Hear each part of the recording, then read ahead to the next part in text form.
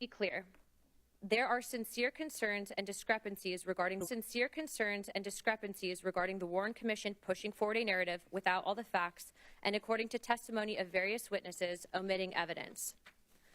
I would also further argue that the handling of this investigation has largely contributed to the deep distrust the American people have had with the federal government and various intelligence agencies. It is those facts that I hope to present to the American people today. For years, we've relied on a report that, while maybe well-intentioned, was built on a foundation of omissions and half-truths. Now, with these newly declassified documents, we can confront those discrepancies, whether it's inconsistencies in witness accounts, overlooked intelligence, or the troubling indications of interference that investigators are just now bringing to light. This is not about rewriting history for the sake of sensation. It's about honoring our duty to the truth and to the citizens we serve. As we begin this hearing, I ask you to approach it with open minds and steadfast resolve. The American people have waited long enough. They deserve answers, not obstruction. They deserve a government that trusts them with the unvarnished reality, not one that hides behind locked vaults. What we uncover today may unsettle us, but it will also empower us to learn from the past to protect our future and to ensure that transparency triumphs over secrecy. Let us proceed with the seriousness this moment demands for the sake of justice, for the memory of President Kennedy, and for the soul of our republic. Thank you. I would like to now recognize Ranking Member Garcia for the purpose of making an opening statement.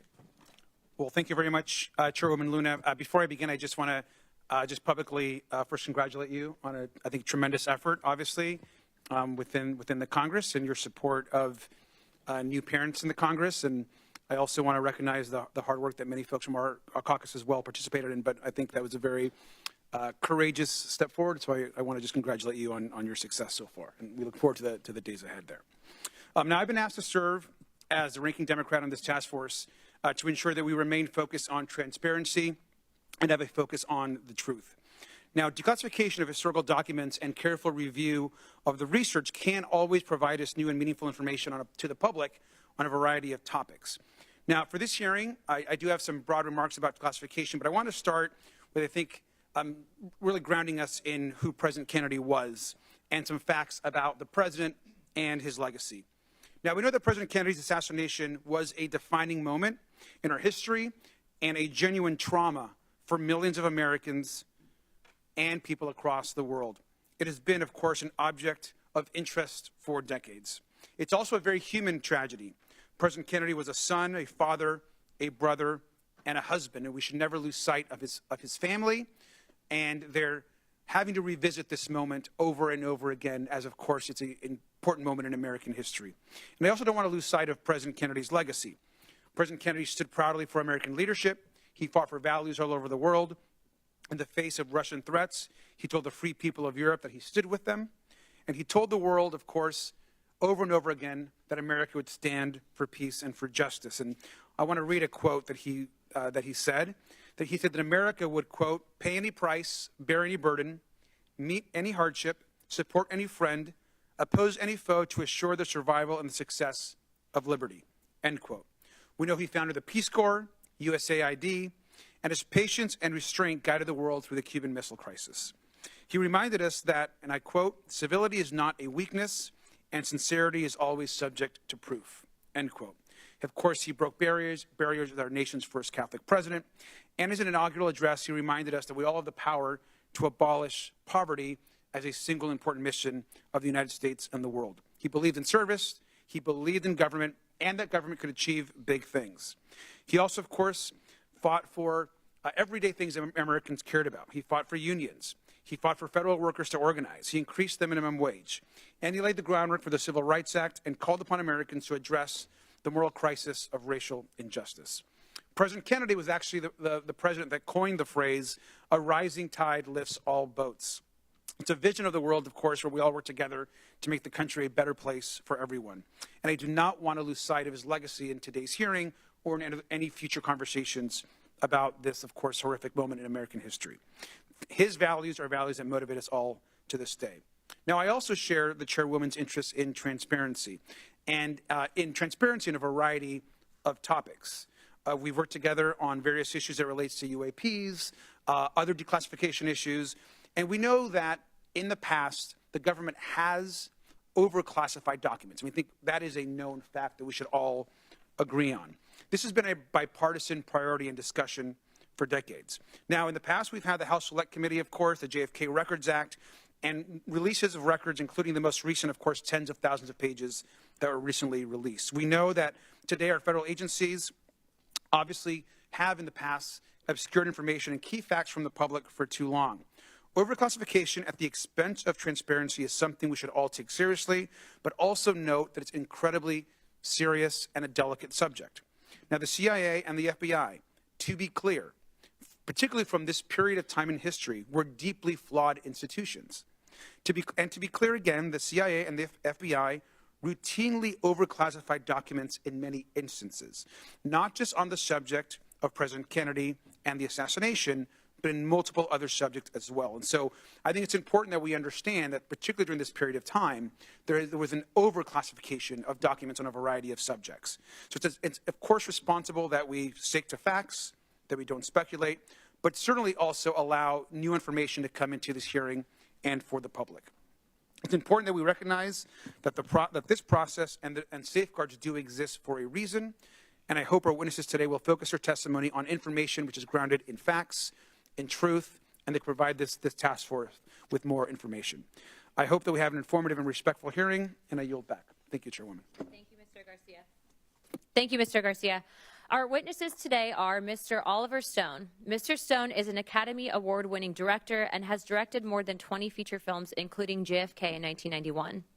Mr. James DiEugenio. Mr. DiEugenio is a researcher and expert on the assassination of former President Kennedy. He's an accomplished author and has written numerous books regarding the assassination of President Kennedy. Mr. Jefferson Morley. Mr. Morley is a researcher and expert on the assassination of former President Kennedy. He is currently the editor of JFK Facts. And Mr. John Davison. Mr. Davison is Senior Counsel and Director of Litigation at the Electronic Privacy Information Center, where he works on a number of issues pertaining to data privacy and protection. Pursuant to Committee on Oversight and Government Reform Rule 9G, the witnesses will please stand and raise their right hand.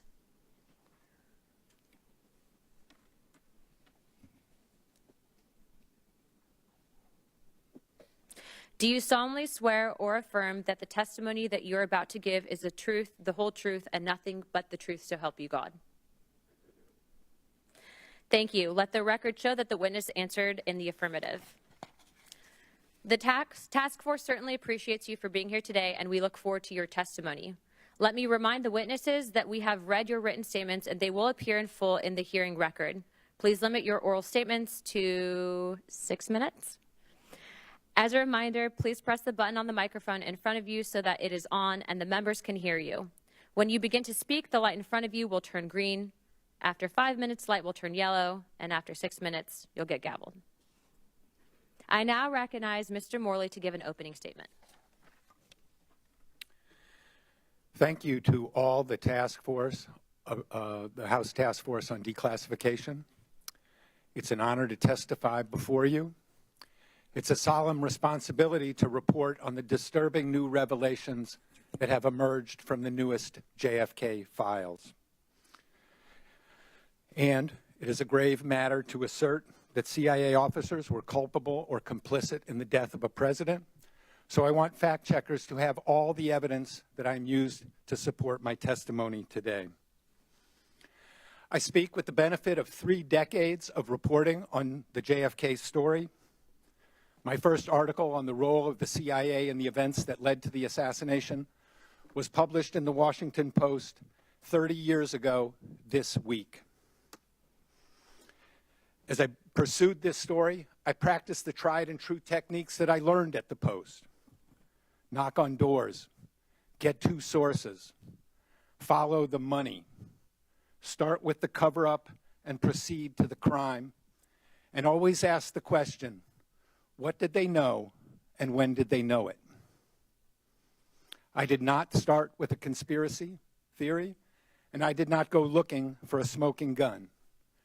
I started with an open mind and looked for a fact pattern. As I interviewed and reported and researched on this story and the role of the CIA, I consistently avoided judgment on who was responsible, individually or institutionally. My research and reporting simply didn't give me a clear answer to the question, killed JFK. What was clear over time is a new fact pattern. In the spring of 2023, the CIA fully declassified for the first time its pre-assassination file on Lee Harvey Oswald, the accused assassin who denied killing the president and was killed himself in police custody before he could defend himself. I have a copy here of the CIA's pre-assassination file on Lee Harvey Oswald, and I'm submitting it for the record. The declassified Oswald file runs to, and fact checkers can confirm this, 198 pages. In the fall of 1963, in November of 1963, this file was held in the office of James Angleton, counterintelligence chief at CIA headquarters in Langley, Virginia, not 5 miles from the White House where President Kennedy lived and worked. To be sure, the declassified Oswald file is not a smoking gun. I showed it to journalists whose judgment I trust, and they shrugged. They said, this is evidence of incompetence. CYA, they said, cover your ass. I didn't quite believe that, but I couldn't prove them wrong until March 18th. That was the day that the National Archives began posting long secret JFK assassination records that had been withheld from public view for decades. I started by looking at 9 declassified documents about Mr. Angleton. He was the man who compiled the Oswald file. And when I came to a long secret transcript of Angleton's testimony to the House Select Committee on Assassinations in 1978, my reservations about passing judgment on the responsibility vanished.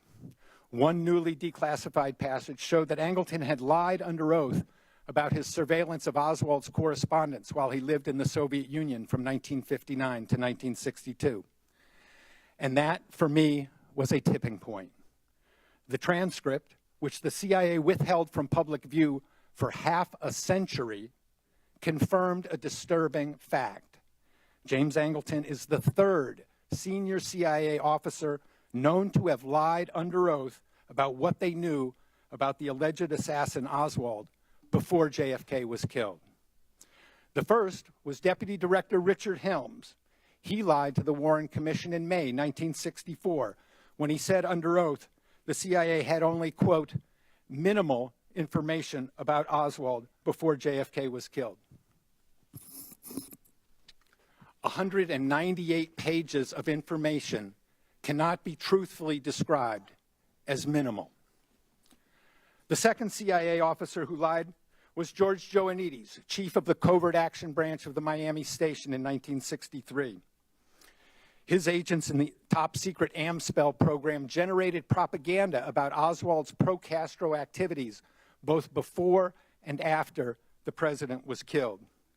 15 years later, in 1978, the CIA inserted Joannides into the House JFK investigation, and he blocked any investigation of contacts between Oswald and his AMSPEL agents. Obstructing Congress cannot be considered evidence of incompetence. And this is what I believe in summary. One false statement might be incompetence. A second false statement might be CYA for the first false statement. But 3 false statements by top CIA officers about Kennedy's accused killer, that is a pattern. It's a pattern of misconduct. It's a pattern of malfeasance. If 3 police officers lie about their knowledge of a homicide defendant, that cannot be considered exculpatory evidence. To the contrary, it shows guilty knowledge and criminal culpability. It is, in a word, incriminating. The new fact pattern leads to a new conclusion. We know now what they knew about Oswald and when they knew it. We know now that Richard Helms, James Angleton, and George Joannides were responsible for or complicit in the death of the president, either by criminal negligence or covert action.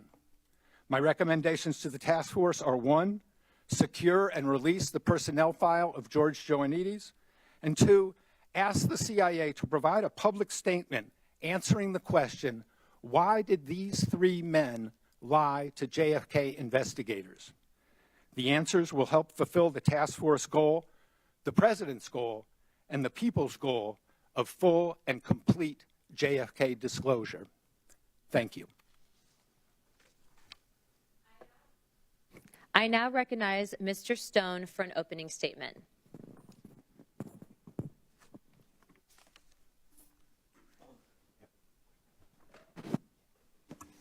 Thank you, Chairman Luna, Chairwoman. Yeah, it's a pleasure to be here. You know, I was here 33 years ago. I was sat in one of these rooms in Washington, and I told the congressmen and women about this movie I just made, JFK. And half of them were wondering what all the fuss was about. It was just a movie. And the other half were passionate in responding to the cries of their constituents that demanded no more national security reasons preventing this from getting to clarity on our president's assassination. The Warren Commission of 1964, as it turned out, got us to second base with a lot of unknowns. And what was that? Obfuscations. And it all got crazier and crazier, sides taken on this and on that. And what happened that awful day? It wasn't clear as to who the heck did this. Killed the president at high noon in Dealey Plaza in Dallas on November 22. And then year by grudging year, we learned in increments a little, but not much more. Often one step forward and two steps back. And now it's 2025. 58 years since Jack Kennedy was killed in '63. Repeat, almost 60 years. That's about 2 generations. Let's say from 1900 to 1960. As a result of the 1992 hearings that resulted from my film, in which I participated, Congress passed the JFK Records Act, which firmly said all the records out unless you have a strong reason to protest our national security. All the reasons, all the records out, which is exactly what this case was, a national security matter. Our president was killed. What is more important than that? Well, the Assassination Records Review Board really tried for a few years, till 1998, to get those records out. But they didn't get any cooperation, although mandated by law, from the Central Intelligence Agency, which operated and still operates as a taxpayer-funded intelligence agency that arrogantly considers itself outside our laws. They say things like, we will get back to you on that, and they never do. Or they give me a day and I'll come up with a reason why this matter is a national security matter, et cetera, et cetera.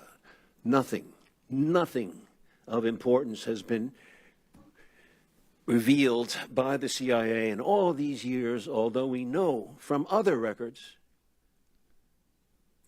that there's a illegal criminal activities in every facet of our foreign policy in practically every country on earth.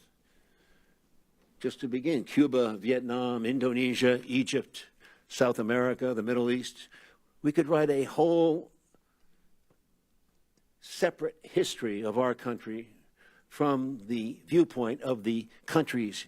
Yet we do not know and are not allowed to know anything about the CIA's true history of the United States, which is almost, I believe, the real story.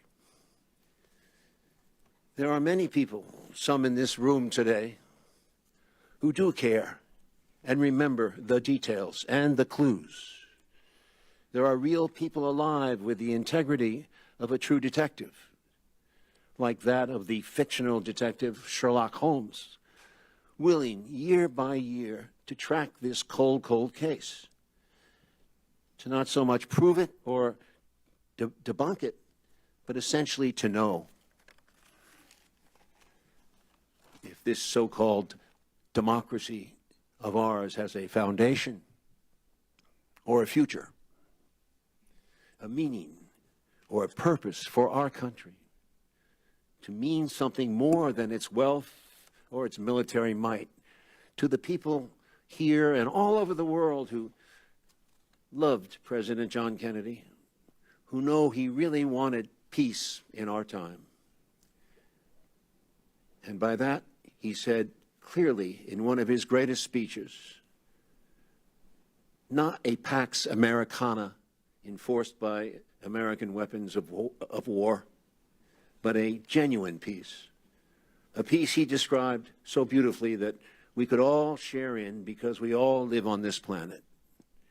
We all breathe the same air. We all cherish our children's futures. And we are all mortal. Can we return to a world where we can trust our government to level with us, the people for which this government exists? And if some people in power betrayed our Constitution and chose the path of war over peace, let the rest of us see past the lies and let us hear what we think happened. And with that knowledge, let us forgive, but not forget the transgressions, and let us praise the representatives, Democrat and Republican, who believe with the vast majority of the American people that the truth is the greatest treasure a Socratic soul can attain in this lifetime. I ask the committee to reopen what the Warren Commission failed miserably to complete. I ask you in good faith, outside all political considerations, to reinvestigate the assassination of this President Kennedy from the scene of the crime to the courtroom, which never happened, but which means the chain of custody on the rifle, the bullets, the fingerprints, the autopsy that defies belief, and that if it were a murder, we'd have given to the poorest man dying in a gutter. Let us reinvestigate the fingerprints of intelligence all over Lee Harvey Oswald from 1959 to 1960, his violent death in 1963. And most importantly, this CIA, whose muddy footprints are all over this case, a true interrogation. James Angleton, before he died, who was one of the original members of the CIA, was talking about Dulles and Helms and the others, what he called the Grand Masters. And he's a Catholic. Angleton was a Catholic in search, perhaps, of repentance before his death. He did say, quote, if you were in a room with them, you were in a room full of people that you had to believe would deservedly end up in hell. I guess I will see them soon. This is our democracy. This is our presidency. It belongs to us. Treat us with respect. Thank you. Thank you, Mr. Stone. I now recognize Mr. DiEugenio for an opening statement. Thank you, and thanks for having this hearing. I think it's an important subject, and I spent about 32 years on it. Sir, please turn on your microphone. Thank you. Do I have to hit this? Yes, sir. Is The that big better? red button. Okay, good. Why are we here? Why are we dealing with a subject that occurred over 60 years ago? Well, the JFK case is one that simply will not go away, no matter how much the MSM tries to minimize it or make it disappear. 65% of the public does not buy the Warren Commission verdict of Oswald as the lone assassin. But even more startling, and this is very important, I think it speaks to the point that Mr. Garcia was talking about. Over 90% of the public believes that something monumental happened after the Kennedy assassination, that the United States went from a country that was bathed in triumph and optimism after World War II to one that was now covered with cynicism and skepticism. All right, so as you can see, me, Oliver, and Jeff are not alone in those feelings. All right. Now, what's the immediate reason why we're here today is, well, according to a congressional statute, we should not be here.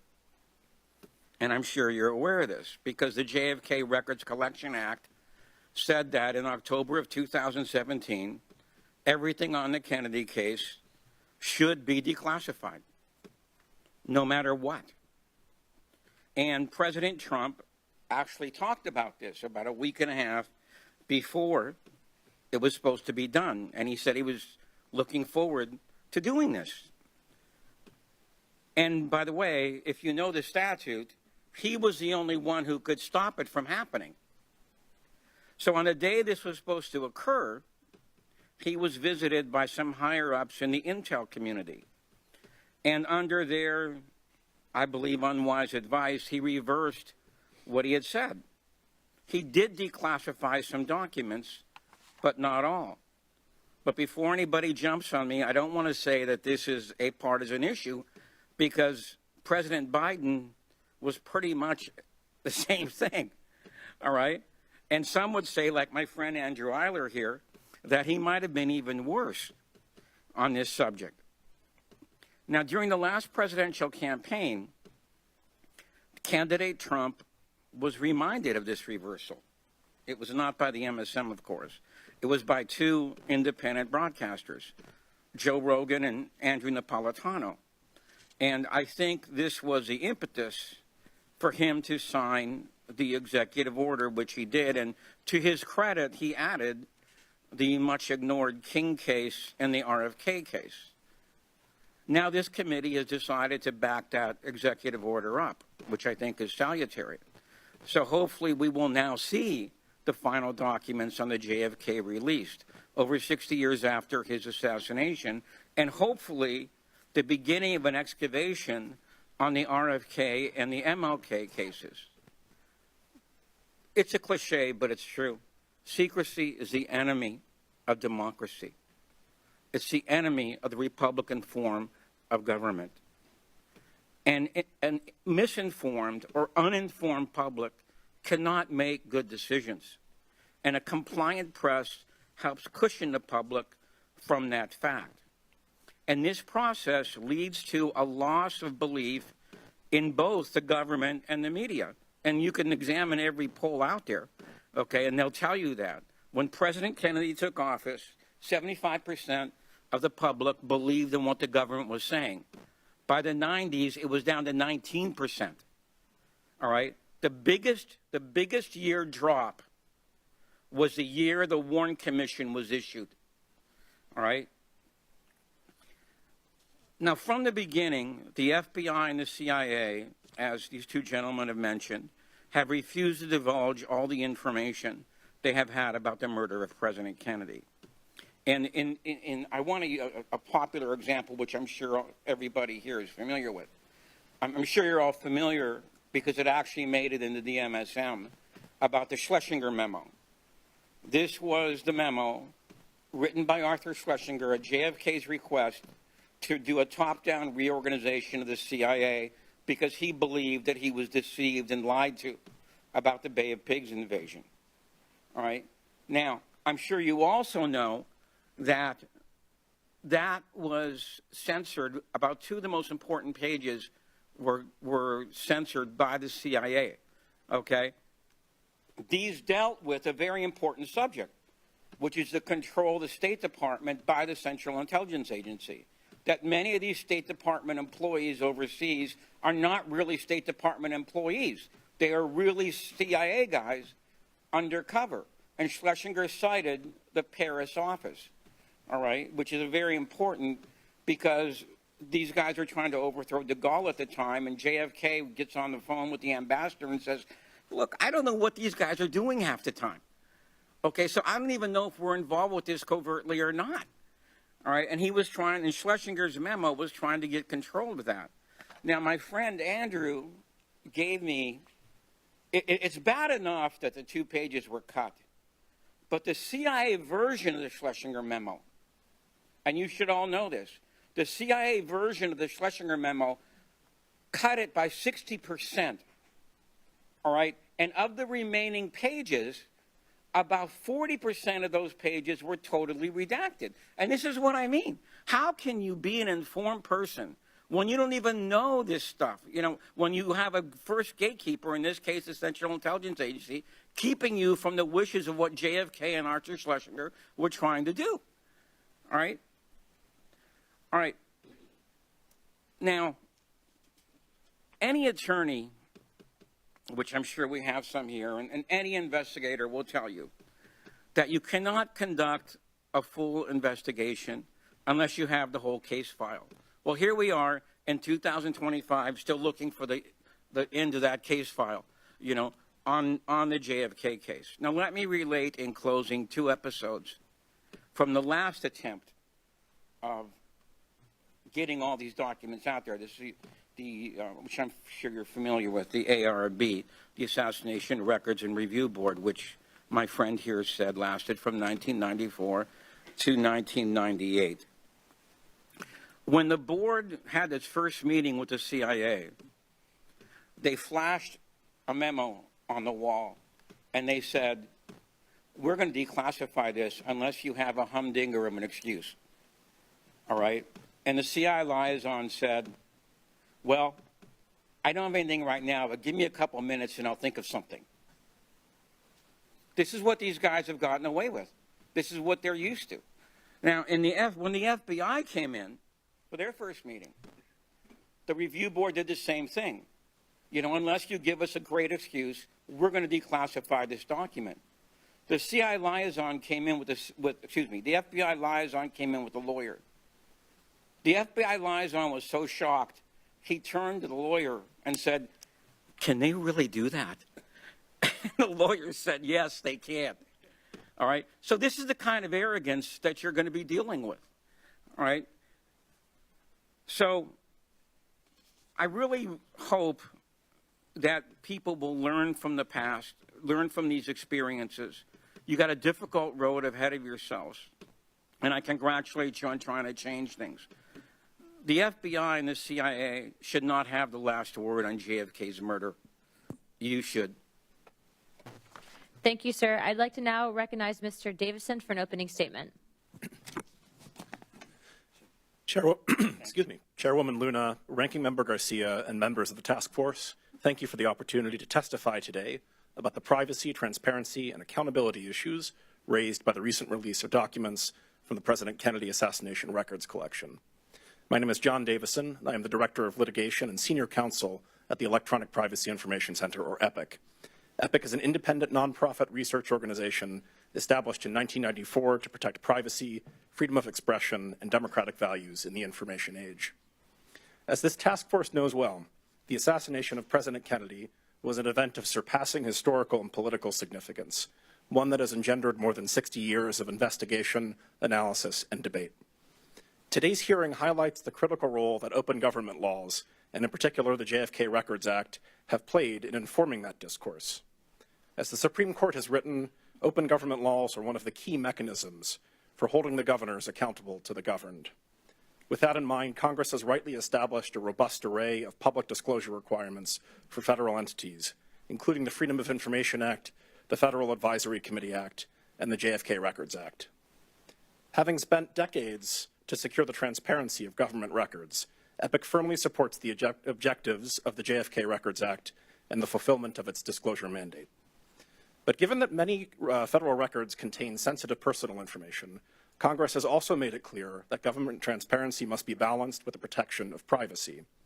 Disclosing personal information is inherently invasive and can expose individuals to a broad spectrum of secondary harms, including identity theft, fraud, reputational harm, psychological harm, stalking, harassment, doxing, and vigilantism. Accordingly, the FOIA, the FACA, and the JFK Records Act all establish that the disclosure of records is not required to the extent that such dissemination would constitute an unwarranted invasion of personal privacy. Together with the Privacy Act, these provisions ensure in principle that the federal government only disseminates personal information to the extent that the public interest in disclosure outweighs the privacy interest of the individual to whom the information pertains. To fulfill this dual mandate of transparency and privacy protection, federal agencies consistently conduct a detailed review of documents prior to release, redacting personal information or sometimes withholding records in full where disclosure would cause unwarranted privacy harm. For example, when processing FOIA requests, the National Archives is ordinarily careful to withhold records about a living individual that, if released, would cause a clearly unwarranted invasion of personal privacy. In the past, NARA has also conducted extensive reviews of documents subject to the JFK Records Act to identify and request the withholding of any Social Security numbers or financial information of living persons. By all appearances, these procedures and safeguards were completely bypassed in last month's hurried release of 60,000 pages from the JFK Records collection, which led to the public disclosure of Social Security numbers and other private information of more than 400 former congressional staffers and other former officials, some of them still living. This shocking violation of privacy has compounded a national trauma and distracted from Congress's stated goal of informing the public through the JFK Records Act. Security experts, as well as those directly harmed by the breach, have deemed it outrageous, sloppy, unprofessional, astonishing, foolish, incompetent, egregious, almost criminal, and a breach of a first-grade elementary level rule of security. NARA has reportedly begun to reach out to individuals affected by the breach, and the White House has promised free credit monitoring services and new Social Security numbers to those affected. But these steps are too little, too late. The bell can't be unrung. There are several lessons to draw from this episode. First, Congress has mandated that agencies take steps to prevent unwarranted invasions of privacy resulting from records disclosures for good reason. This incident illustrates why those procedures must be followed, even when logistically or politically inconvenient. Congress should explore updates to the FOIA, the Privacy Act, and other federal record statutes to ensure that such procedures are both readily enforceable and followed without exception.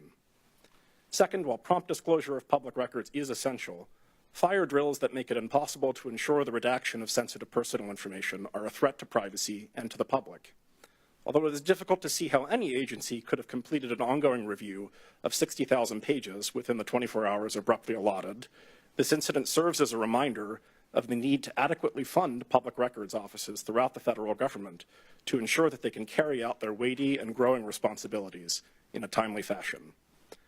Third, this breach, while deeply serious, is a drop in the bucket compared to the wrongful disclosure of personal information now occurring within and between federal agencies, failing to rein in the ongoing government-wide misuse of systems of records by largely unaccountable actors risks far more dangerous consequences. Thank you for the opportunity to testify today.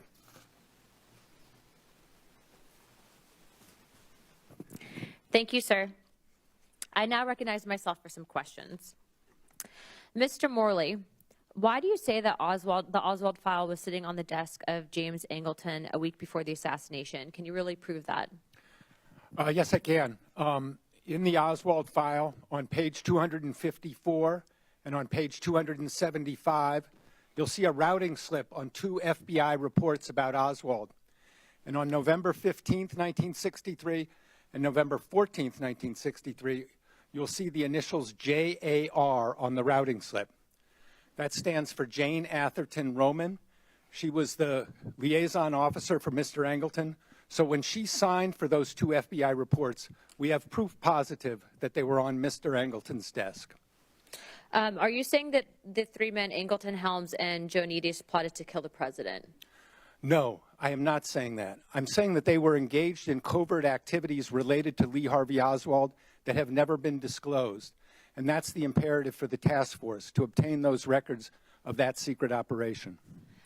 Real quick, I'd like to enter into the record a document that was actually one of these declassified documents of the CIA rejecting the lone gunman theory. Without objection, so ordered. Mr. Morley, who was George Ioannidis, and why do you emphasize the importance of getting this file? George Ioannidis was a career CIA officer. In 1963, he was chief of the Covert Action Branch of the Miami Station. His agents had contact with Oswald before the assassination. His agents in the top-secret program, AMSPEL, generated propaganda about Oswald's pro-Castro activities both before and after the assassination. When Mr. Ioannidis was questioned by congressional investigators here on Capitol Hill in 1978, he was asked who was running these Cuban students who had all this contact with Oswald. The investigators had no idea that they were looking at the answer to their question. And Mr. Ioannidis, who had been running that Cuban student group, told congressional investigators, "I don't know. I'll get back to you." That was obstruction of Congress. That was an obstruction of an investigation of the president's assassination.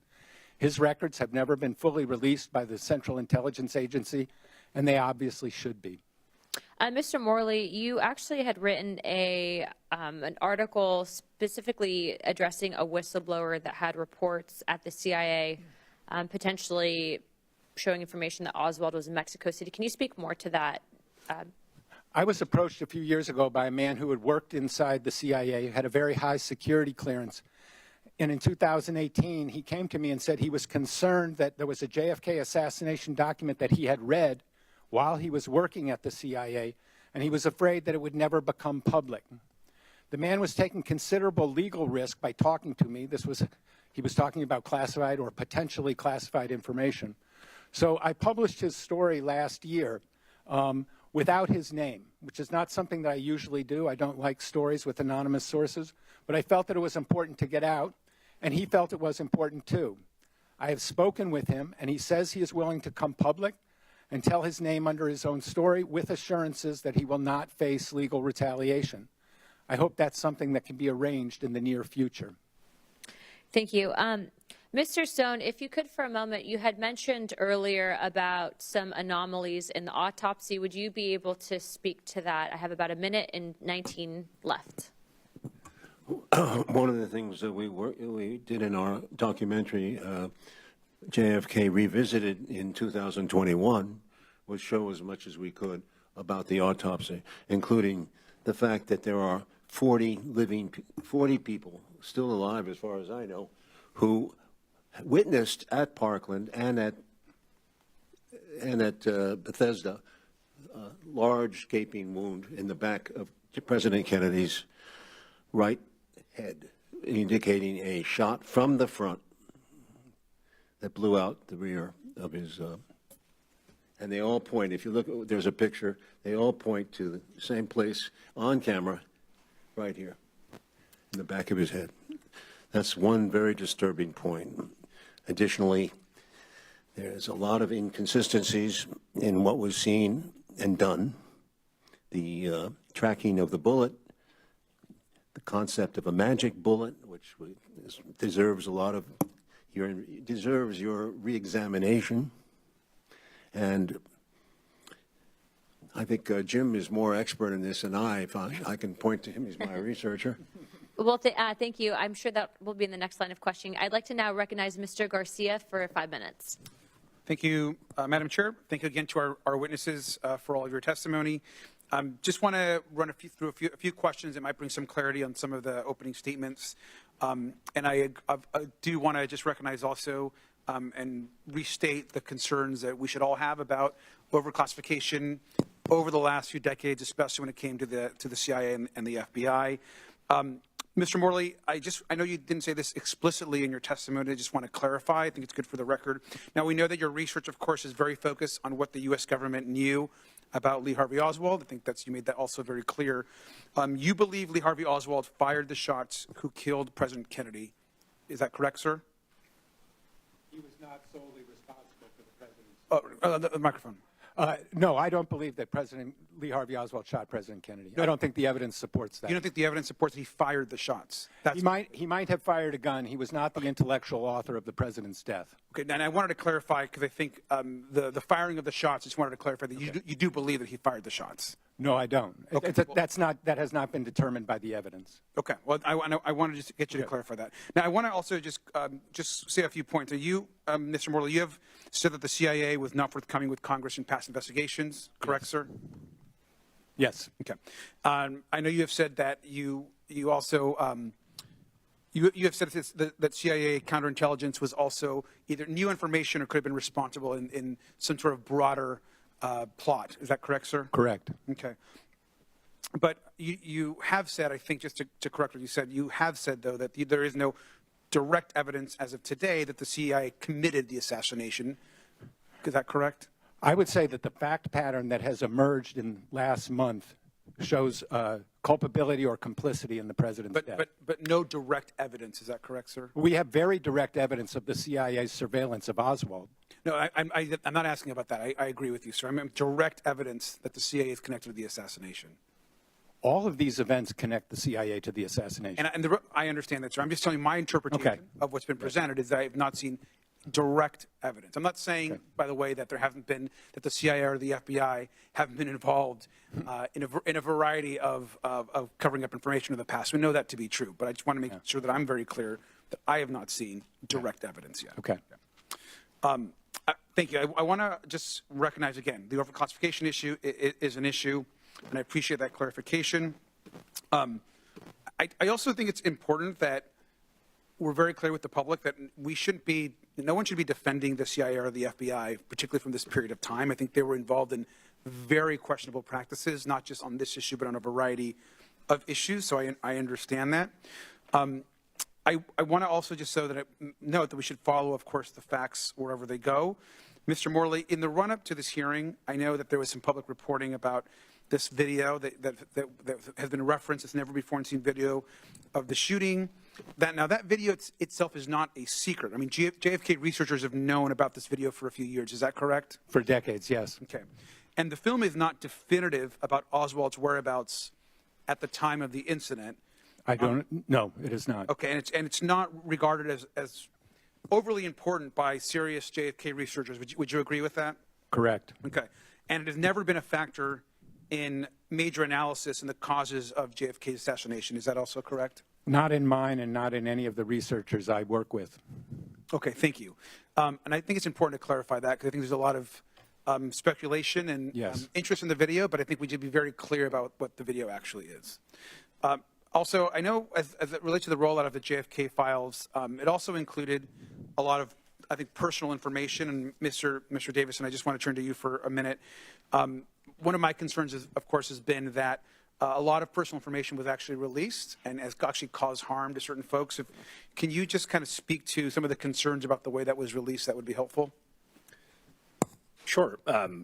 So the National Archives was aware, as was the National Security Council from public reporting, that these records contained a substantial amount of personal information, including Social Security numbers, which are consistently redacted in public records requests and in prior disclosures under the JFK Records Act, and proceeded to complete this rollout with a sort of abrupt 24-hour deadline at the end without taking the steps that are ordinarily taken to redact that information and to ensure that privacy is protected. And as I indicated in my initial statement, there's a whole host of harms that can come from that. Obviously, it's deeply inconvenient for your Social Security number to be published. It is, the White House has said they will issue new Social Security numbers, but there's a lot of harm that can happen in the meantime. And updating that information for an individual is tremendously complicated. Thank you. My time is concluded. So I just want to add to that point that as we declassify and work with the archives and others, we've got to make sure that people's personal information, of course, isn't being used in a way that's negative and conducts their family. So thank you. Agreed. Thank you, Mr. Garcia. And I will now recognize myself for 5 minutes. First of all, I want to say thank you to all of our witnesses who are here today. I also believe I want to say that the American people deserve transparency, not just on JFK files, MLK, Epstein list, all the things.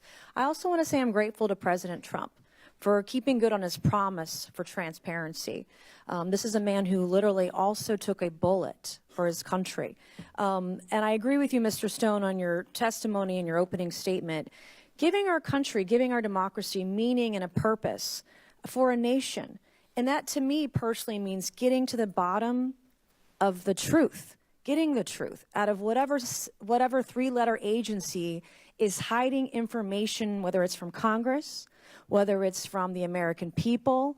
But sunshine literally is the best medicine. And we've just seen over the last few years, regardless of your politics, but we saw 51 intelligence leaders sign a letter saying the Hunter Biden laptop was fake.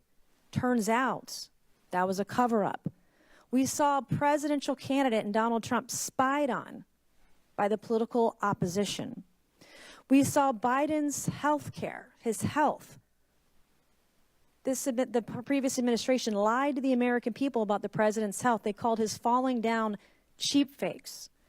We saw the origins of COVID covered up by a government. We saw documents after documents, hidden from the American people. Donald Trump was treated differently when they found documents at Mar-a-Lago versus the way Joe Biden was treated when they found documents in his garage. The government tried to cover it up, tried to cover from him. We were lied to about drones just in the last few months. And so when we talk about this, the deep state, not only was it around during JFK's assassination, but it's here today. It is right before our eyes.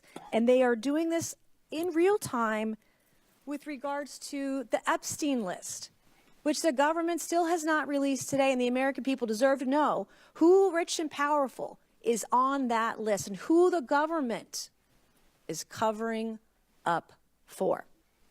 So for decades, we've seen this happen, and I'll get to a few questions. Mr. Morley, I want to start with you first.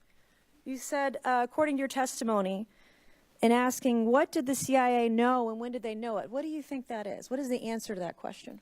I just want to say, I want to preface my remarks by saying I'm a liberal Democrat, and I don't shy away from that. That's part of my reporting, and that's part of my reputation for straight shooting.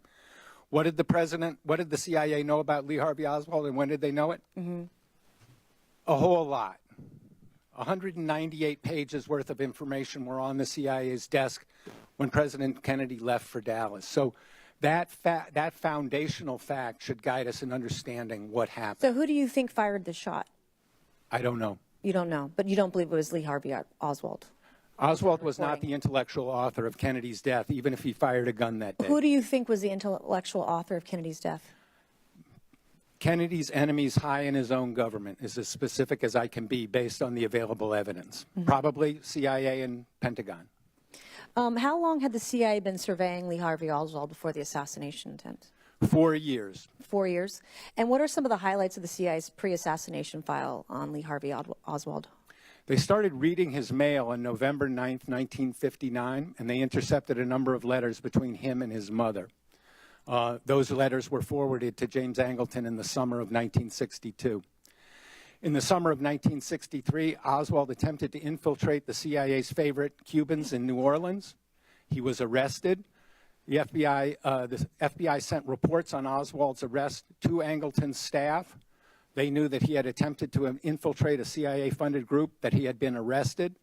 And then they learned that he had attempted to travel to Cuba, a violation of U.S. law at the time, and he had made contact with a KGB officer in Mexico City. Okay, Mr. Morley, did the CIA or FBI have intelligence prior to the assassination of President Kennedy that Lee Harvey Oswald intended to kill him? No. Did the FBI did not either? No. No one did. And then how do we, Mr. Davison, how do we make sure the government is more transparent with Congress? You have 20 seconds. Good luck. I think in general, the most important thing is to provide the resources to agencies to process public records requests or requests from Congress so that this information can actually be reviewed and disclosed in a timely fashion, whether you are concerned about the truth of the statements that you raised at the top of your presentation, or if perhaps you want to understand more about the Trump administration's hateful campaign against trans individuals. Either way, you would require more resources for public records disclosure and requests. Okay, and just for clarification, Mr. Morley, this is about as nonpartisan as this committee gets. So, good job. Thank you. I'll now recognize Congressman Christian Morphy for 5 minutes. Thank you, Madam Chair. President Kennedy's grandson, Jack Schlossberg, said conspiracies surrounding JFK's death have shifted focus away from the important lessons of his life and the critical issues of the moment. So I'd like to focus a little bit on some of those lessons and issues. Mr. D. Eugenio, it's the start of baseball season. Go Cubs. So let's begin with JFK's 1960 letter to Jackie Robinson, in which JFK highlighted Robinson's role in the civil rights struggle. JFK said, quote, "I believe I understand and appreciate your role in continuing the struggle to fulfill America's promise of equal opportunity for all. Just last month, President Trump bizarrely ordered DOD to purge its website of all references to black history, black veterans, and even the reference to Jackie Robinson's own military service. In response, Mr. D. Eugenio, you posted that what Trump did was, quote, really sick. That's what you said, and that's what you believe, right, sir?" Yes? Did I say that? Yeah, you did. And Okay, I'm sorry. I don't recall saying that. Okay, maybe I did, maybe I didn't. Okay. Yeah, it's I right wish here. you'd have This is given the me tweet. before so I could have looked at it. Mr. Morley, you said that JFK, quote, took great risks on behalf of all Americans in resisting the forces of militarism and racism. Yes. Donald Trump, on the other hand, recently eliminated, believe it or not, the prohibition on federal contractors using or maintaining racially segregated facilities. JFK would have rejected what Trump recently did, correct? You know, I was invited here to talk about the JFK files, and I don't want to make a partisan political issue of it. Like I said, I'm a liberal Democrat, and if in general I had to choose between a conservative Republican like Donald Trump and a liberal Democrat like JFK, I would choose JFK. Well, let me talk about USAID for a second, because that was something that JFK actually established. Sir, recently, USAID is now being shuttered. Again, that is something that is a very important part of his legacy, and that's something that he would have opposed, obviously, correct? I think President Kennedy would have said that no government agency is sacrosanct, and I'm sure he would have said that any federal agency that should be abolished should be done in consultation between the President and Congress. And that hasn't been done here, yes, sir? Not that I know of. Let me turn to another topic. Mr. Stone, some of your films, such as Platoon and Born on the 4th of July, were inspired by your own military experiences in the Army when you deployed to Vietnam in the 60s, right? That's correct. We have this picture here of you in Vietnam. Thank you. I thank you deeply for your service. We actually found a picture of you in Vietnam, and you were awarded the Bronze Star for Valor, correct? That's correct. You've written that your Bronze Star was because of your actions during a, quote, mean little ambush, which had cost you a lieutenant, a sergeant, and even your scout dog, correct? I'm sorry, I didn't hear that. What was he saying? He said, did it cost you a lieutenant and your scout dog, the ambush? No, that's another incident, sir. That was later on in another infantry unit. That was the reason that led to my Bronze Star. Bronze Star came in August of that year. This wound occurred in October of '67. Can I ask you about that? It's ambushes like this where sometimes people are waiting opportunistically to fire upon you, but sometimes they have some type of information that allows them to lie in wait for a surprise attack. And part of that information could be your whereabouts or the timing of your arrival, correct? You're talking about friendly fire or fragging? Is this what you're Ambush from the enemy. ambushed, to be ambushed by your own man, your own troops? Is that what you're saying? Ambushed by the enemy, the adversary. The adversary. Okay. Well, I'm a little confused, but I just want to make the point that yes, there was a tremendous amount of friendly fire casualties in Vietnam, and there's in any war, I believe. In my experience, 10% doesn't even describe it. I think it's closer to 15 or 20% in terms of friendly fire deaths and wounds. Yeah, Mr. Stone, we'd like to thank you for your service to this country. You are a Thank war you. hero. You have a Bronze Star and a Purple Heart, and I think Thank this you. committee reflects that. Thank you. The chair would like to now recognize Mr. Burchett. Thank you, Chair Lady. For over 50 years, the assassination of President Kennedy has been shrouded in secrecy and corruption. The American people have been lied to repeatedly by this federal government. President Trump's executive orders declassified the critical documents, I think, is a step in the right direction. But Congress must ensure that the bureaucrats in Washington, D.C. don't get away with what they've done, and they don't get in the way of transparency. Mr. Stone, I know you've talked about chain of custody, and I'd like to hear your thoughts on some of the NBC videos. And I know that since you've already talked about your service to our great country from 67 to 68, you were twice wounded in action. You received a Bronze Star, a Purple Heart, an Air Medal, and the Combat Infantry Badge. And we salute you for your service, sir. Today is the 80th anniversary of the invasion of Okinawa, and that's an island my dad was on. And he told me, he said the Purple Heart was one medal he was glad he never got. Mr. Stone, I'm going to ask for the indulgence of the chair lady and the members if I could just yield my time to you and you to discuss anything you would like to pertaining to this subject and to ask any of the other men up here on the dais with you any questions you would like. Well, I'd like to point out that in our film, JFK Revisited 2021, which is an important, I hope members of the committee have a chance to look at it because it is a follow-up to the original film, and it's a documentary made with Mr. DiEugenio as a writer, in which we take the evidence from the AARB and we examine as much of it as we can. Included in that is the concept of chain of custody. We interviewed Henry Lee, who is one of the country's leading what would you call him? He's the leading criminalist in America. Okay, a criminalist, whatever that. Okay, he was saying to us repeatedly, and he's on camera, a chain of custody has to go from the scene of the crime to the courtroom. Otherwise, it doesn't. You cannot bring the charge on Oswald or anybody. Well, that doesn't exist in this case. We went through this in the documentary. The rifle itself is not the one that is described in the film. It was shown of a man, a detective walking out with a rifle in his arms raised. That rifle does not resemble the one that was bought by Oswald out of the Chicago, supposedly bought by Oswald. Hidell was his name. The one held up was a Mauser, and the one he allegedly shot him with was a Mannlicher Italian carbine, I believe. The difference is that the one in evidence is longer. It's about 4 inches longer. It has a sling to it, and it has a screw in the butt of the rifle, which I consulted with some rifle experts, and they said Oswald could not have done that by himself. All right. So those are the differences between the one that the Warren Commission says Oswald actually purchased versus the one that they put into evidence. No rifle and no bullets, I said. Now, the bullets is even more ridiculous.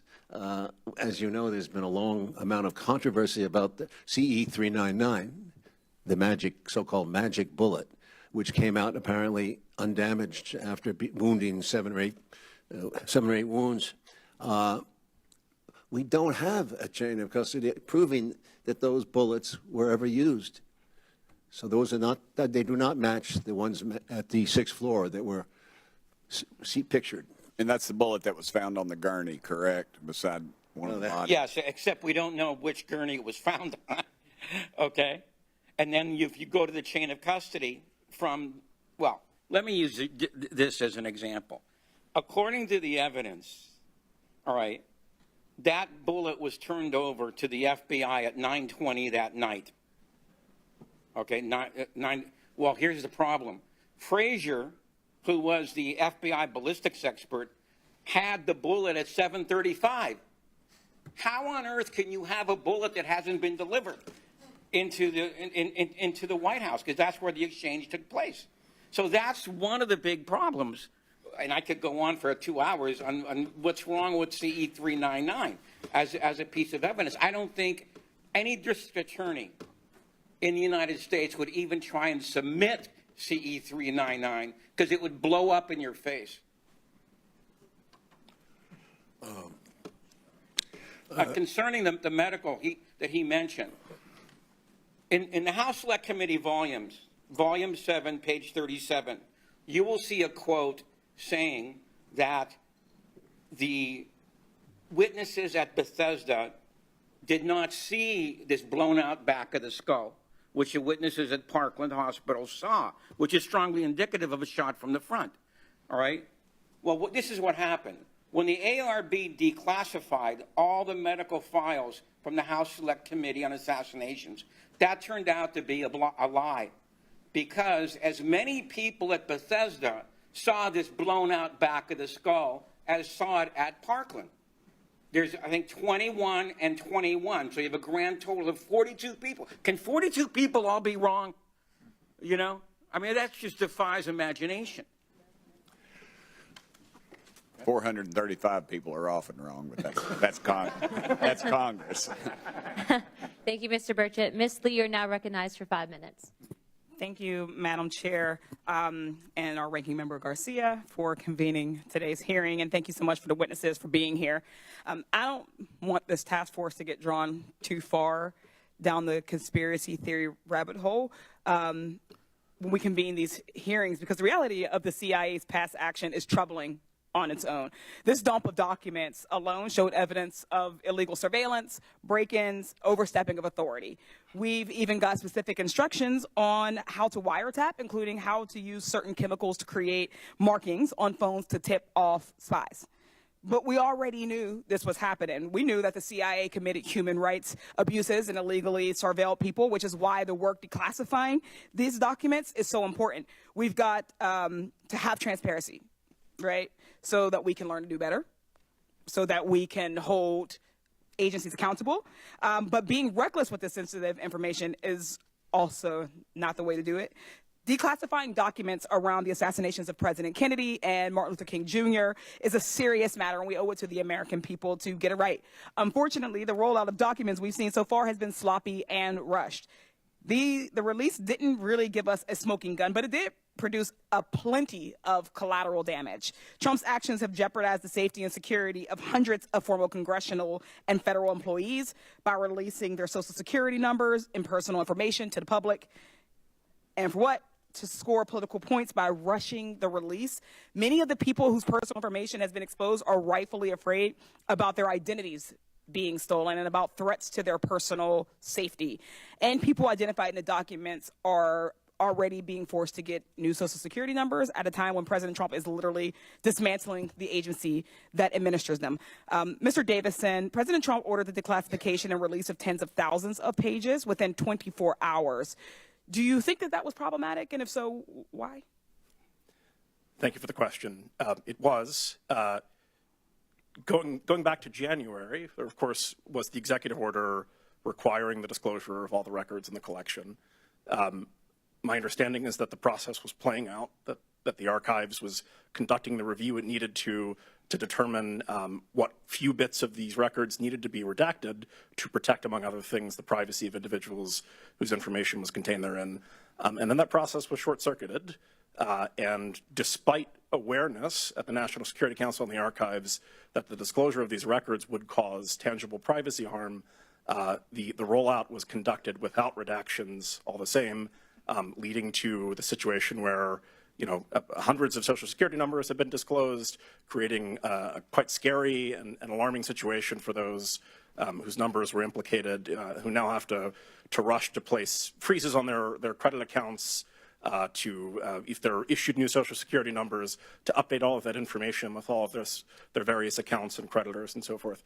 So it is a serious issue for the people affected, and it could have been avoided with just a little bit more due diligence of the sort that the archives normally exercises. Yeah, so is there a way that Trump could have protected that personal information?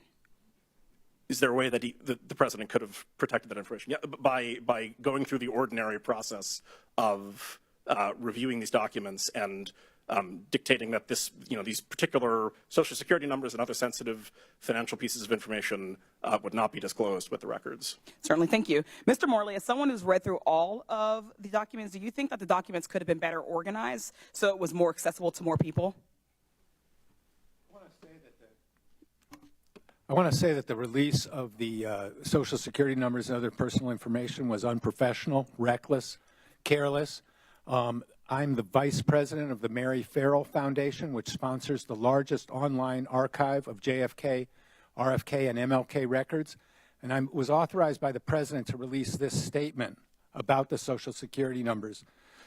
While the MFF is an advocate of full transparency and the JFK Records Act make no exception for such information, we are electing to redact all the Social Security numbers in these records, unlike seemingly mundane document details, which sometimes do add to the history of the case. Yeah. Social Security numbers add nothing of value and expose their holders to possible identity theft. Accordingly, when we put these particular documents online in the coming weeks, we will be adding our own redactions to them. We will not be redacting other information. Most other data is long. Certainly, Mr. Morley. Thank you so much for adding that. Yeah. I just want to be clear.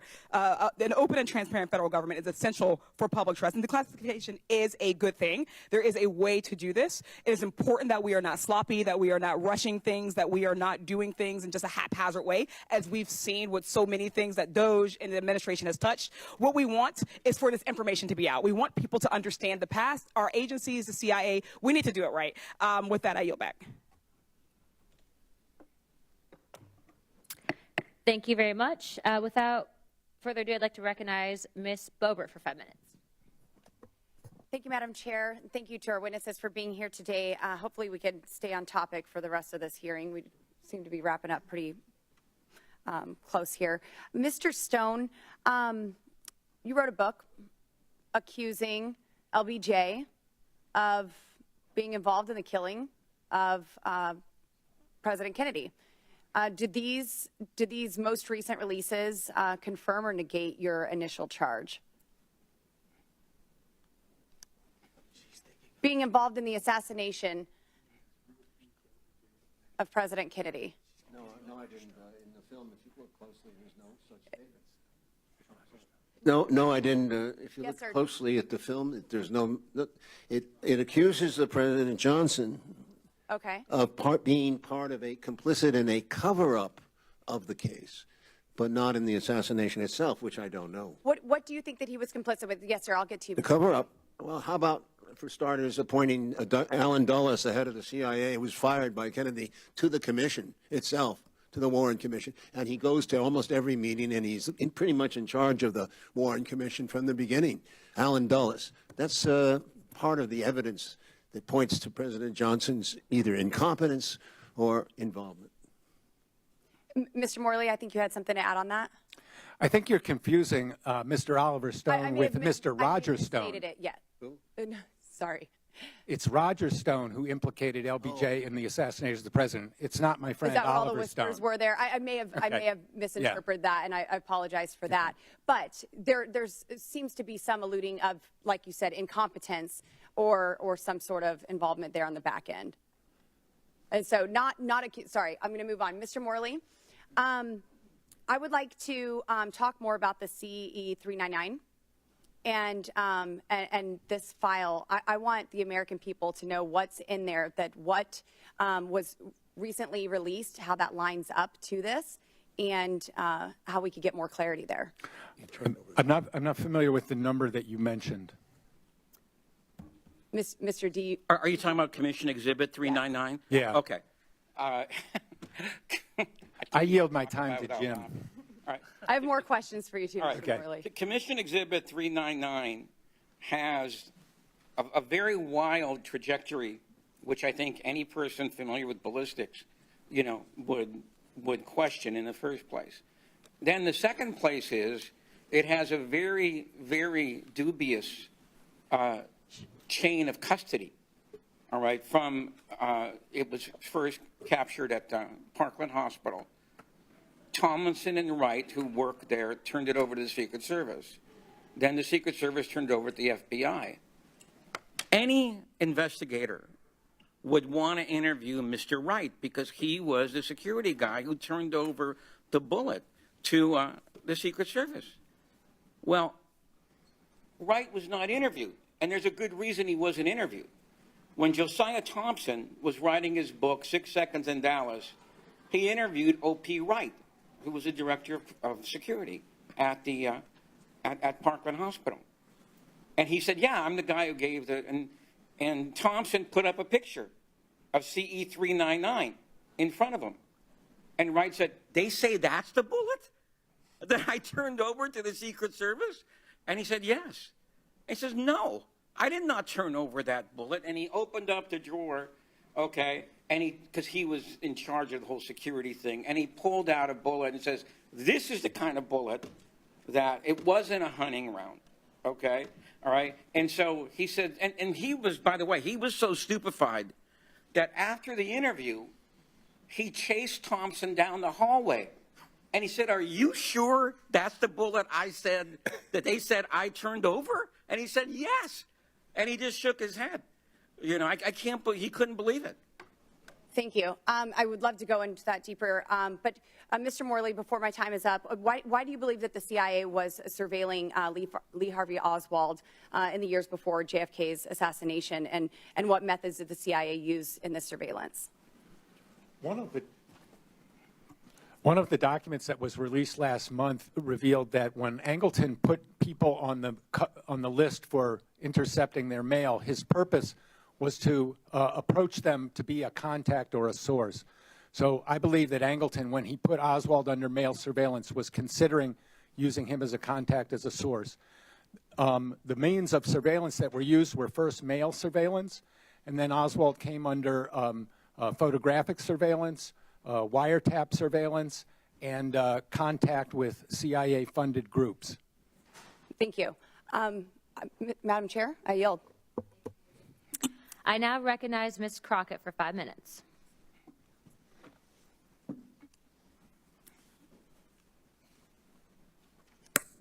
Thank you so much. There often isn't too much agreement when it comes specifically to Congress, let alone to this particular committee. And I will tell you that y'all have given me all the feels as someone who had an opportunity to practice law. So when you start talking about things such as chain of custody, these are the things that I used to challenge all the time as a defense attorney. And the reason that I had to make sure that I was here and specifically on today is because on November 22nd, 1963, Texas 30th Congressional District, the district that I represent, became the site of one of the most tragic events in American political history. After being struck by the bullets of an assassin, Lee Harvey Oswald, President Kennedy was rushed to Parkland Hospital, where hardworking physicians from the UT Southwestern Medical Center worked tirelessly to resuscitate him. During the 48 hours between the moment President Kennedy was shot to the moment when Oswald was pronounced dead, Texas 30th Congressional District became the temporary seat of the U.S. government, the temporary seat of the Texas government, the site of the 35th president's death, and the center of the world's attention. While I value government accountability and transparency like most of my colleagues, nearly all the previously classified JFK assassination files are now public and show no evidence of a CIA conspiracy. But what I find funny about this hearing is that the Republicans are here relitigating whether CIA agents lied 60 years ago, but aren't doing anything about the CIA director lying to Congress just 6 days ago.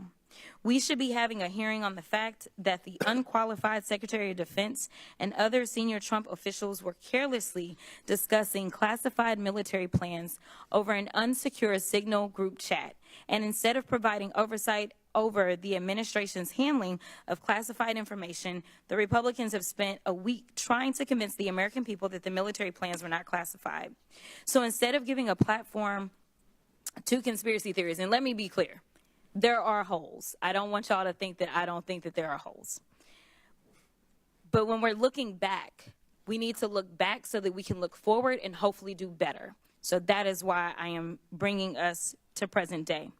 It might be helpful if we walk everyone through the classification and declassification process, since the Republicans have decided to do it this way.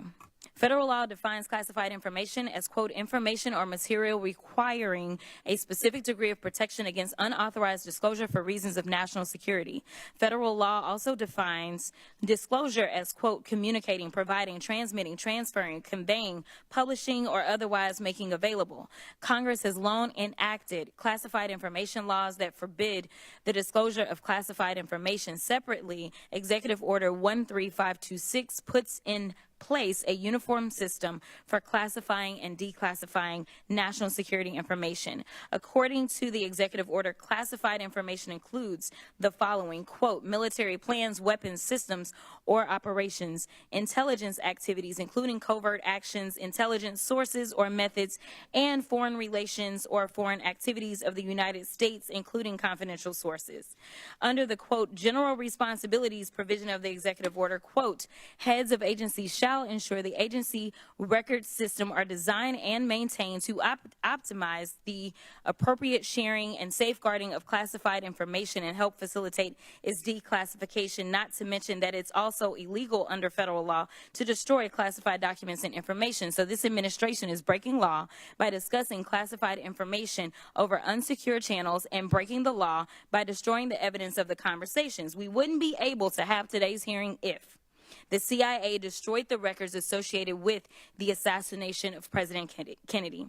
So, Mr. Morley, wouldn't it be impossible for you to accurately report on the JFK assassination if the CIA and FBI deleted all documents like the Trump administration officials plan to do in the Signal group chat? The CIA destroyed a lot of records related to President Kennedy's assassination. Again, I didn't come here to engage in a debate about partisan politics. I think everybody agrees about the JFK files. And I want to endorse Mr. Davison's call for full funding of public records offices in the government. I understand. And Mr. Stone, wouldn't it be nearly impossible to produce a film if there was not a legitimate record of these events taking place?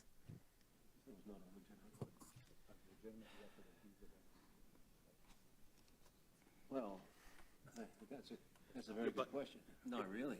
Oh, I'm sorry. That's a very good question. Not really. I mean, the events unfolded as they did, and right away, from day one, people were pointing out inconsistencies, way before there was an official record of this. Thank you. With that, I will yield.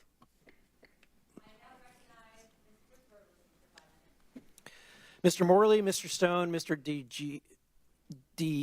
Eugenio, I just want to say thank you for being here, taking time out of your day, and I want to apologize that not everyone on this hearing seems to want to use this time to its fullest extent. And so I want to start by saying thank you, Mr. Stone. Shortly after your film's release, the United States Congress passed the JFK Assassination Records Collection Act of 1992, and you did something that I don't know that I've done in my career. It passed unanimously. I want to give you an opportunity to talk about how it felt and the impact of having a movie that not only has spurred multiple hearings of Congress, but unanimously passed a bill through Congress. Sir, I was at the time, I was told that by many people who were involved, and they were very happy and thought that this was a great public duty. I didn't feel that way. I felt like I was being skewered the whole time in the media. And many people volunteered, important people volunteered negative impressions that were not based, I don't think, on reality. That the people didn't bother to see the film, for example, and were saying that he's got Lyndon Johnson and all that involved and blah, blah, blah. And he's got 55 people, different agencies involved. I mean, this is nonsense. I just want to say on behalf of the American people, thank you for what you did because, thank you. because of your work, That's we wonderful. now have documents like this one. Madam Chair, I'd like to enter into the record a CIA document that ends in number 10056. Without objection, so ordered. In this document, it describes that, it dispels the narrative that when Oswald visited Mexico City, that he only met with Sylvia Duran. In fact, in this document, he met with a KGB official. Remarkably, the individual by the name of Kostakov was actually a member of KGB and Department 13. Yeah. Because of your work, we now have this kind of evidence. He actually met with a member of the KGB who was part of the Wet Works, the assassination team. I also want to say thank you because of your work, we have another document that I want to enter into the record. This is ends in 10191. Without objection, so ordered. In this document, we have a testimony that an individual named Francisco Tamayo, otherwise known as the El Mexicano, accompanied Lee Harvey Oswald into Mexico City for his meetings in both the Cuban embassy and the Russian embassy.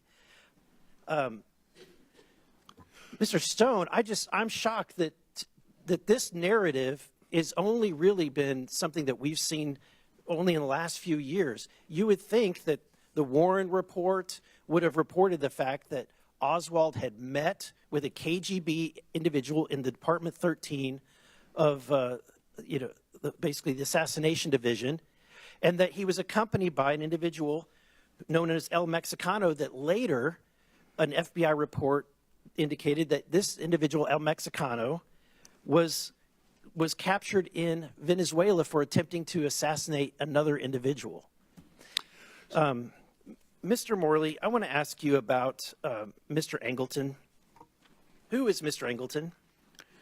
James Angleton was the chief of CIA counterintelligence from 1954 to 1974. In that period, he was one of the most influential men in the CIA, serving under four different directors. And what did he tell the Warren Commission in 1963 and 64?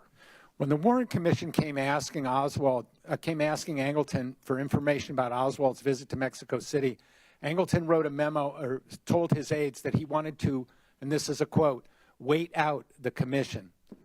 He did not cooperate, and like like Richard Helms, they both basically fooled the Warren Commission and deceived them about what they knew about Oswald. And later, we now have, because of the work of Mr. Stone and others, we have Mr. Angleton's testimony that he gave to the Assassination Committee, the House Select Committee on Assassinations. What insights did we gain from that? This document was not fully declassified until March 18th, and in there we learned for the first time that Angleton had lied to the House Select Committee when he testified in October 1978 in an office building about 2 blocks from here. And that was never known before until March 18th that he had done that, and that is one of the most significant revelations to come out of this. People will say, oh, well, there's nothing new here. No, there's something new here. The New York Times, the Washington Post have never reported that that 3 top CIA officials lied to the JFK investigators. Yeah, and the fact that we have 3 CIA officials that lied to Congress for decades, and that it took decades to get documents that should have been released that had very compelling information, and it took 60 years to get that information released, is appalling. And that's why I want to say thank you to all of your work in helping to get this information released. Thank you. I'd like to now recognize Mr. Madam Crane for Chair. 5 minutes. Oh, sorry. Unanimous consent without objection, so ordered. So I have some more documents I want to enter into the record. Here's from the National Archives, a NARA letter dated 2017 that the CIA withheld docs regardless of the JFK Act. Without objection, so ordered. Another document from the archives that the Warren Commission did not have original classification authority. Without objection, so ordered. And then another document from the archives that the FBI's reasoning for redactions dated 2017 in the NARA letter. Without objection, so ordered. I'd like to now recognize Mr. Crane for 5 minutes. Thank you, Ms. Chairwoman. Thank you guys for coming out today. You guys have probably forgot more about the JFK assassination than I'll ever know, so I'm still going to ask you some questions, and I appreciate your, just how dogged you guys have been on this for decades. Mr. Morley, I want to start with you. What is the most interesting information you found in this newest release of documents on the assassination of President Kennedy? The 9 memos about James Angleton that were fully declassified on March 18th is the most important collection that I've seen so far. There is a lot of information that has come out. Jim mentioned the Arthur Schlesinger memo. That really sets the stage for the alienation between the Kennedy White House and the CIA that lasted for the rest of Kennedy's presidency. So I would say that the Angleton memos and the Schlesinger memo are the most important things I've seen so far. Thank you. Mr. Morley, do you believe that Oswald was recruited and being handled as a source for the CIA? I believe Oswald was an agent of influence who was manipulated by the CIA. Okay.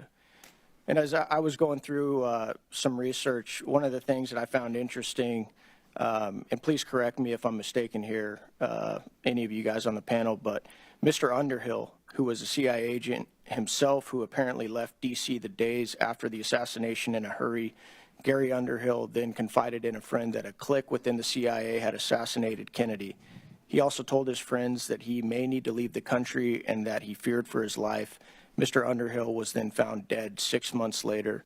I'm going to start with you, Mr. Morley. Do you find those types of stories surrounding Mr. Underhill to be credible? Mr. Underhill was hardly alone in suspecting CIA involvement of the assassination. President Harry Truman suspected it, President Johnson suspected it, and President Richard Nixon suspected it. So I think that Gary Underhill was a man who worked in the intelligence community and was in a position to know something. His story's not confirmed, but it's consistent with what lots of other people thought. What was his title? Do you remember, Mr. Morley? He was not a CIA employee. He was an arms dealer who assisted CIA in acquiring weapons and shipping them. Do you know how he died, Mr. Morley? I don't know anything more than was reported in the documents. Mr. Eugenio, do you know how he died? Eugenio. Sorry about that. You're not the first one. Yeah. Do you know how he died, sir? Mr. Underhill. Gary Underhill. Do you know how he died? Gary Underhill? Yeah.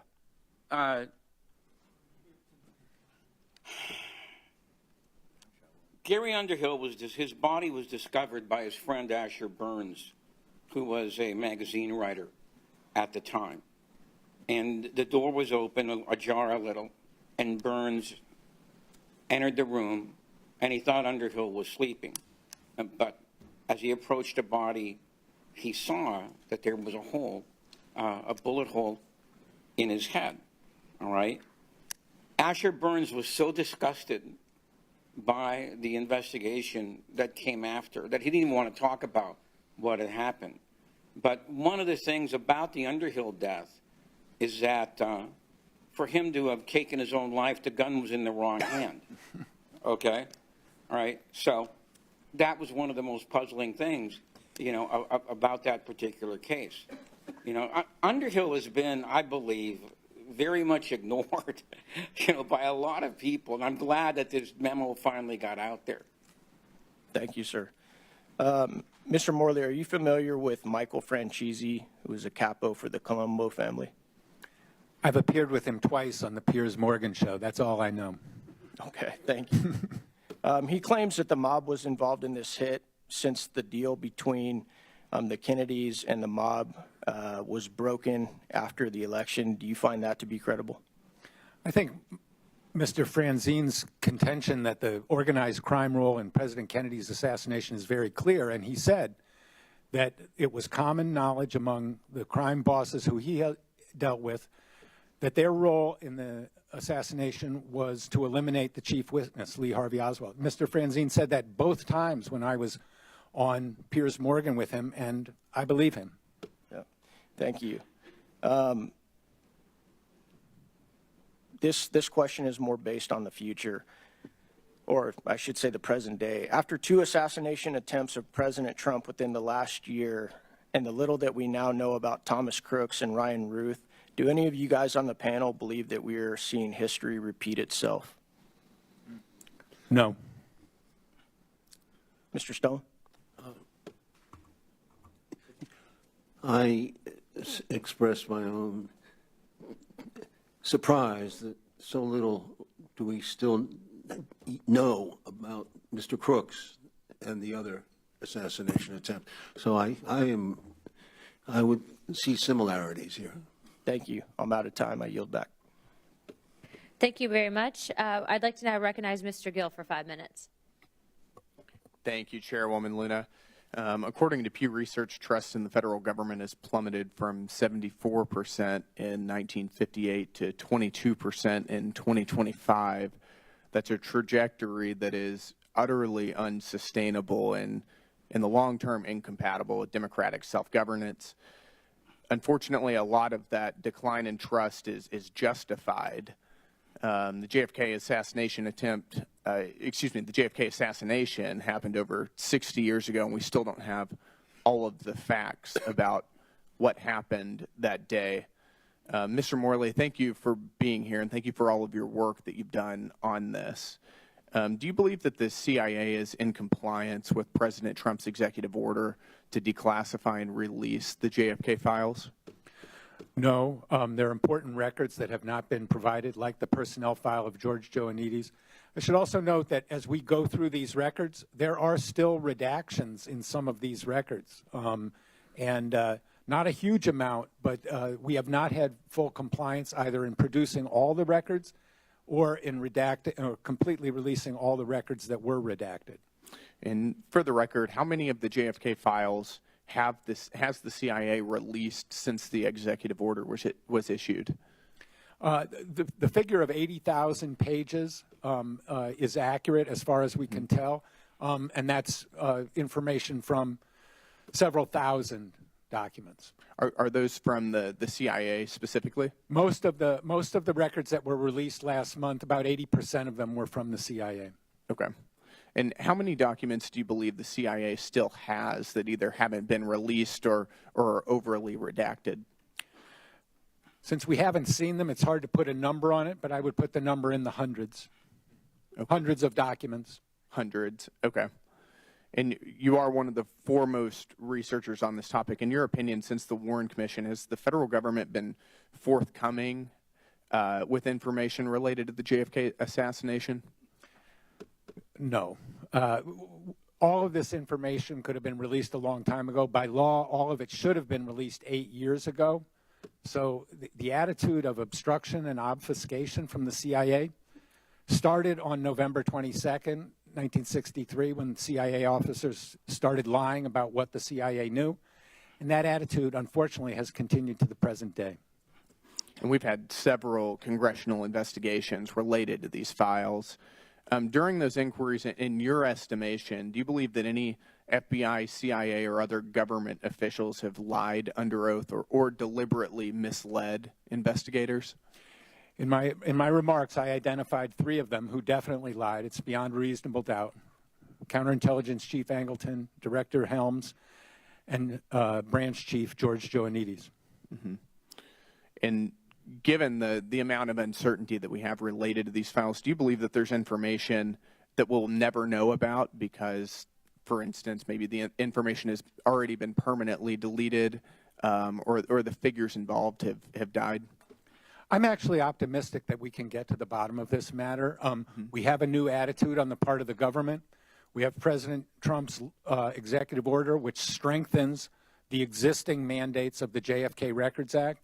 So I think if the task force and the public and the Congress apply pressure and demand this material, we can get it and we can reach a decisive clarification about the causes of President Kennedy's assassination.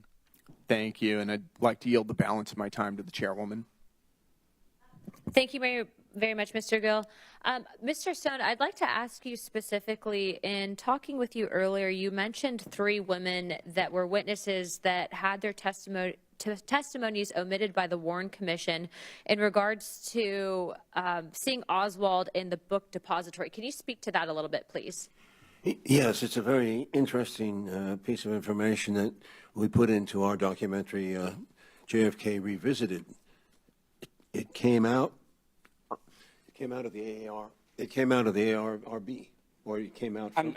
I'm not sure if it Anyway. It came out in recent years. It came out in recent years around that time. Barry Ernst wrote about it and was interviewed in our film, in which he says that in addition to, there were 3 women on the 4th floor who, during the time of the assassination, they witnessed it from above, and immediately they were headed down to see what was going on at a closer angle.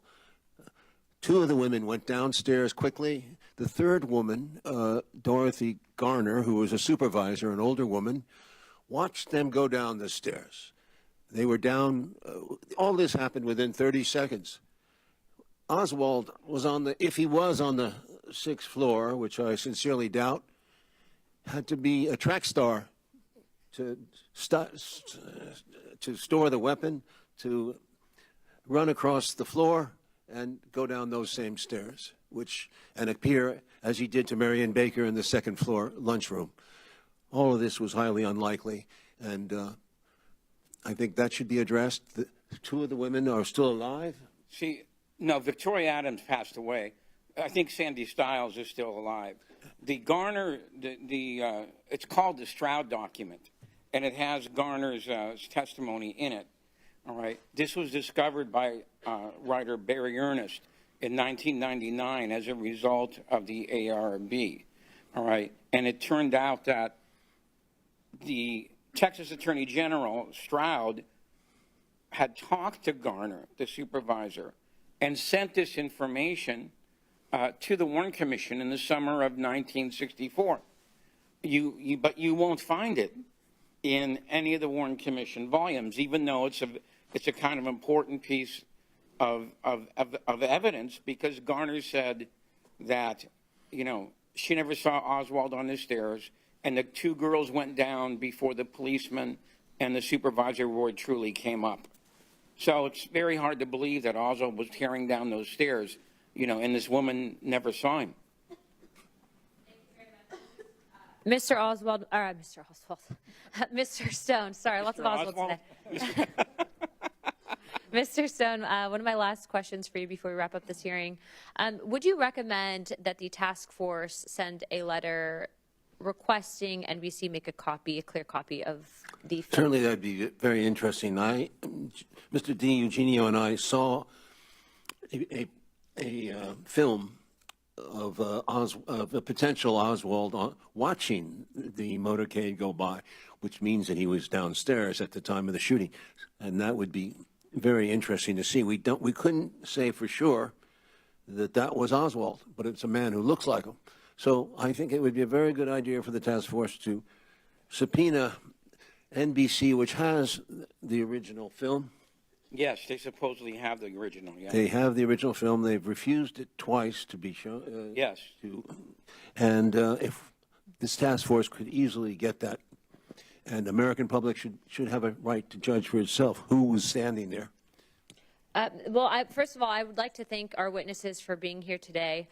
There are those in our country who may ask why this task force seeks to pursue the truth underlying the facts surrounding the assassination of President John F. Kennedy in 1963. And the answer to that is the truth. Even the truth delayed and justice, even justice delayed, is always worth attaining.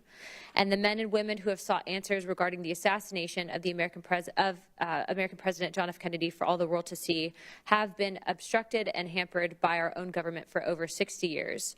This hearing is not meant to provide a definitive explanation of the Kennedy assassination. This hearing demonstrates, however, that the CIA and other components of the federal government have not been honest with the American people that they are meant to serve up until recent efforts.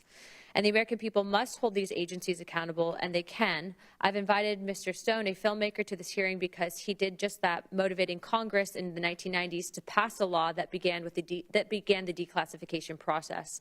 And I'd like to applaud our president for continuing this process as he promised to do so. Researchers like Mr. Morley and Mr. DiEugenio have provided new information that helped bring light to some of the darkest days in American history. And I would like to thank the witnesses again and applaud their work. The search for truth continues, and the task force will pursue this at any price. I'd also like to note that we are planning on sending a letter to NBC requesting what you've recommended, Mr. Stone. Before I wrap it up, I would just like to say, do you guys have any statements in closing for the American people? I would just like to thank you, Chairwoman Luna, for your aggressive, action-oriented approach to this issue. While we diverge politically, it's been a pleasure to work with you, and your leadership is important on this. Like I said before, I think we are making progress. Thank you. Mr. Stone or Mr. DiEugenio? Thank you, Chairwoman. I really admire what you're doing, and I wish you the best of success. Mr. DiEugenio? I think one of the things that the committee should do is talk to some of the people who were on the ARB, so you can understand just how difficult it was for them and why they couldn't complete their job. All right, I certainly hope that this committee does complete that job, and finally, 62 years later, we'll know everything the government did know about the. One thing that the gentleman down here asked about, see, very few people know there were 3 attempts on JFK's life in November, okay? There was one in Chicago, there was one in Tampa, and then there was the successful one, in Dallas. The Chicago attempt so much resembles what happened in Dallas that if the Secret Service would have given all those records over, okay, then the Dallas one might have been prevented. At the one in Tampa, that one, there was just the opposite of Dallas. You had wall-to-wall Secret Service, FBI, et cetera.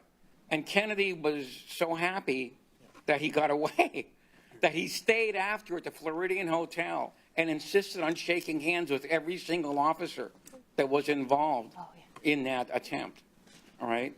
So these are some of the records that are still out there. Thank you very much, Mr. DiEugenio. Mr. Davidson?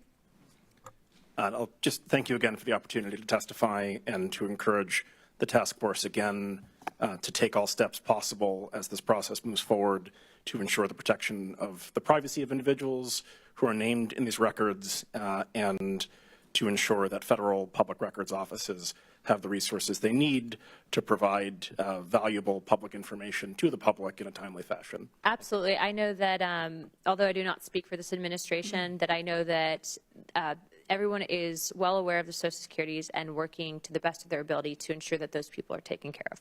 So that is being looked into on our end. Without further ado, without objection, all members have 5 legislative days within this to submit materials and to submit additional witnesses or written questions for the witnesses, which will be forwarded to the witnesses for response. If there are no further business, without objection, the task force stands adjourned. Thank you.